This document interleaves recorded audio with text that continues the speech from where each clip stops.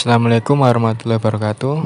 Sebelumnya perkenalkan, nama saya Ilham Saputra dengan NIM 220512040055 dari jurusan Teknik Informatika. Di sini saya akan mempresentasikan mengenai model infrastruktur jaringan. Pengertian: jaringan komputer adalah sebuah kumpulan komputer dan peralatan lainnya yang terhubung dalam satu kesatuan. Jaringan komputer himpunan interkoneksi sejumlah komputer autonomus atau otonom atau mandiri. Sistem terdistribusi adalah suatu sistem perangkat lunak yang dibuat di atas sebuah jaringan.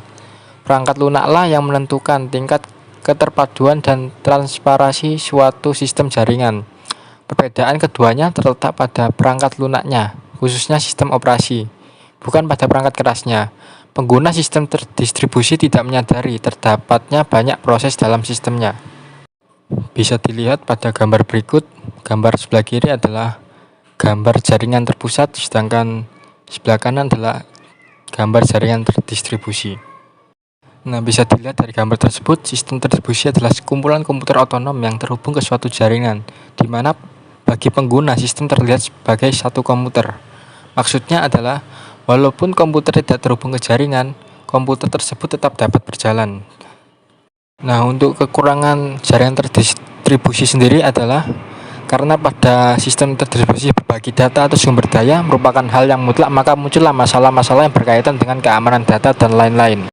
Jenis-jenis jaringan komputer. Yang pertama ada PAN atau Personal Area Network. Jenis jaringan ini mencakup wilayah yang lebih kecil, misalnya saja pada kantor dan rumah. Biasanya banyak digunakan hanya untuk keperluan internet serta printer, dan tidak memerlukan resource yang besar untuk menggunakan jaringan PAN. Yang kedua ada LAN atau Local Area Network. Jaringan LAN berfungsi untuk menghubungkan perangkat jaringan dalam kondisi jangkauan yang relatif kecil. LAN merupakan salah satu tipe jaringan komputer yang umum dijumpai. Contoh penerapan jaringan LAN yaitu sistem jaringan pada sekolah, kantor, maupun rumah. Banyak orang yang cenderung menggunakan konektivitas tertentu, terutama pada token ring dan internet. Selain itu, LAN juga menyediakan teknologi jaringan wireless dengan menggunakan Wi-Fi dan lebih dikenal dengan WLAN atau Wireless Local Area Network. Yang ketiga ada CAN atau Campus Area Network. Jaringan CAN dapat dibilang memiliki kesamaan dengan MAN, namun lebih terbatas dalam ruang lingkup kampus atau akademis. Untuk jaringan ini lebih banyak digunakan untuk keperluan praktek lab, email, pembaruan kelas, dan lain sebagainya. Yang ketiga ada MAN atau Metropolitan Area Network. MAN adalah jaringan yang menghubungkan antara satu perangkat komputer dengan perangkat yang lain dalam lingkup kota dan jaringan yang sama. Jenis jaringan ini lebih besar dari jaringan LAN. Selanjutnya ada WAN, Wide Area Network. WAN merupakan kumpulan dari LAN yang tersebar secara geografis. Jaringan WAN cenderung untuk menggunakan teknologi seperti ATM, X25, serta frame relay untuk konektivitas jarak yang lebih jauh lagi. Selanjutnya, Internet. Internet adalah jaringan komputer terbesar yang pernah diciptakan oleh manusia. Ruang lingkup dari internet mencakup hampir seluruh penjuru dunia. Siapapun dapat mengakses berbagai sumber informasi dalam berbagai perangkat komputer seperti PC, smartphone, laptop, tablet, TV, dan lain sebagainya. Dan yang terakhir ada VPN atau Virtual Private Network. VPN merupakan salah satu solusi untuk menyediakan koneksi internet yang lebih aman. VPN dapat membuat jalur aman untuk kebutuhan transmisi data. Saat ini banyak sekali platform yang menjual VPN secara gratis maupun menyediakan akses premium. Pembagian jaringan berdasarkan aksesnya. Ada dua, yaitu intranet dan internet. Perbedaan intranet dan internet utamanya terletak pada pihak-pihak yang bisa mengakses. Sebagaimana kata yang digunakan, intranet memiliki ruang cakupan yang lebih kecil dan terbatas, sedangkan internet bisa diakses dengan bebas oleh siapa saja. Banyak orang yang berasumsi bahwa internet lebih relevan untuk digunakan di masa serba digital dan modern seperti sekarang. Tetapi sebenarnya pada situasi tertentu justru keterbatasan akses sebagaimana ditemukan dalam intranet juga diperlukan. Ini karena dengan keterbatasan akses, komunikasi internal yang terjalin dalam intranet dapat lebih terjaga kerahasiaannya. Pembagian jaringan berdasarkan cara membangunnya. Yang pertama ada model ad hoc, yaitu adalah kumpulan komputer yang dihubungkan sehingga dapat langsung mengirimkan frame satu sama lain. Tidak ada akses point di ad hoc, karena akses internet adalah aplikasi pembunuh nirkabel.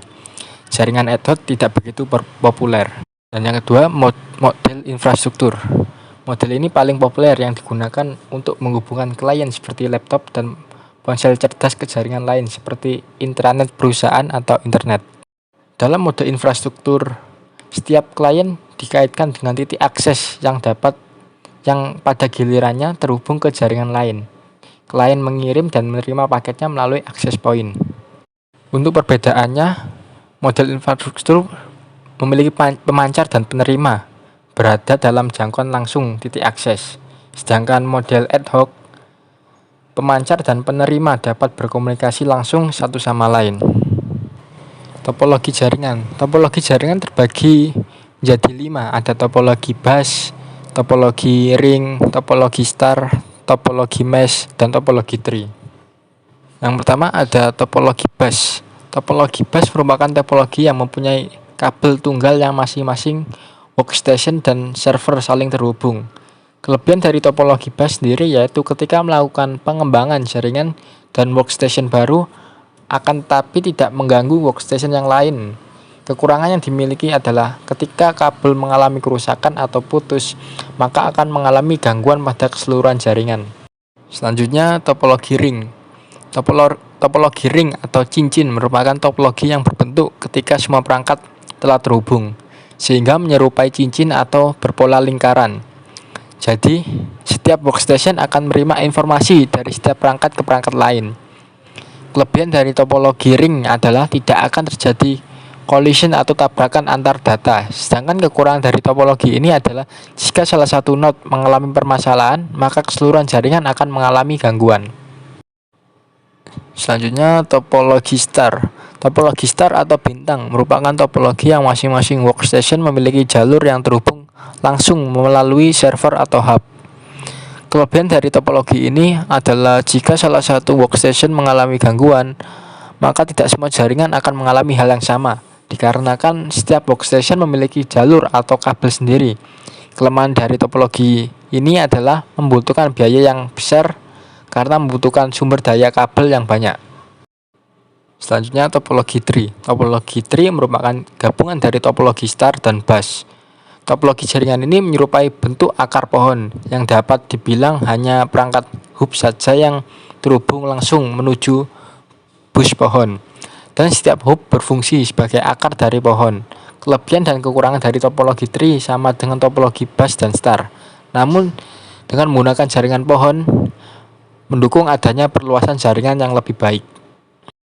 Yang terakhir ada topologi mesh.